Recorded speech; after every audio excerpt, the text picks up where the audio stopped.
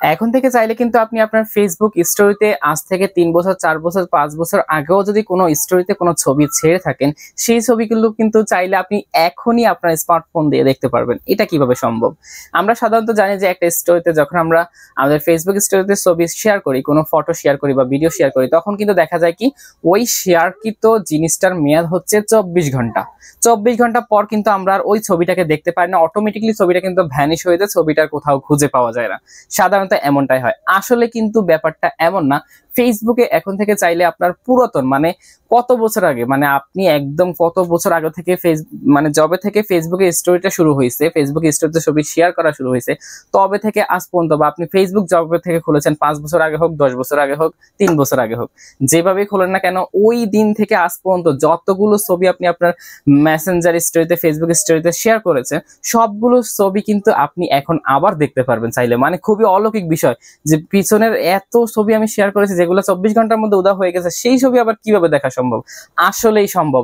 সেটাই আমি আজকের ভিডিওতে দেখিয়ে দিব কিভাবে আপনি দেখবেন। তো চলুন আমরা ভিডিওটি শুরু করছি। আসসালামু আলাইকুম। পুরো ভিডিও জুড়ে রয়েছে আমি রকি এবং আপনারা দেখছেন আপনাদের ভালোবাসার চ্যানেল রকি টেক।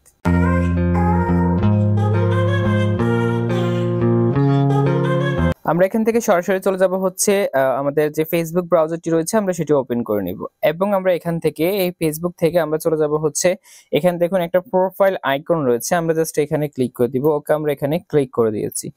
এরপর আমাদেরকে যেটা করতে হবে, এখান থেকে এসে আমাদেরকে এখানে দেখুন একটা সেটিংস নামে একটা অপশন আপনারা এখানে পেয়ে যাবেন। জাস্ট আমরা কি করব, সেটিংসে ক্লিক করে দিব। ওকে, আমরা ক্লিক করে দিয়েছি। এখন আমাদেরকে যেটা করতে হবে সেটা হচ্ছে জাস্ট আমরা এখান থেকে একটু স্ক্রল করে নিচের দিকে যাব। আমরা নিচের দিকে যাচ্ছি নিচের দিকে থেকে আমাদেরকে একটা অপশন এখান থেকে বের করতে হবে, সেই অপশনটা আমরা খুঁজতেছি।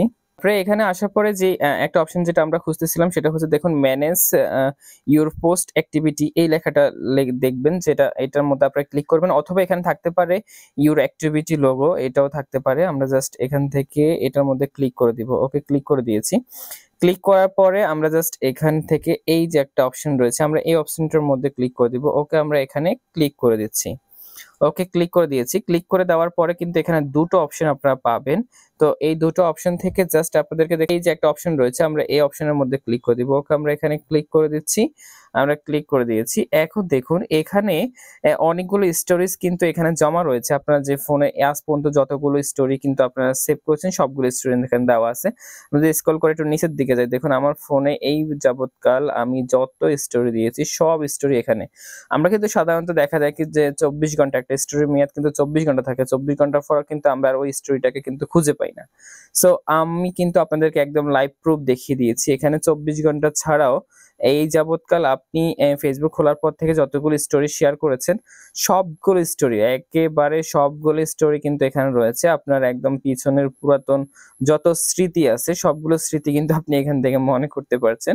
এখানে কিন্তু স্টোরির মধ্যে আপনি ভিডিও যেগুলো শেয়ার করেছেন ভিডিওগুলো পাবেন, এবং হচ্ছে যে এখান থেকে ছবি যেগুলো শেয়ার করেছেন আপনারা ছবিগুলো কিন্তু এখান থেকে পেয়ে যাবেন। আমার একদম স্টোরির যত পিছনে যা আছে সবগুলো কিন্তু এখানে দেখাচ্ছে।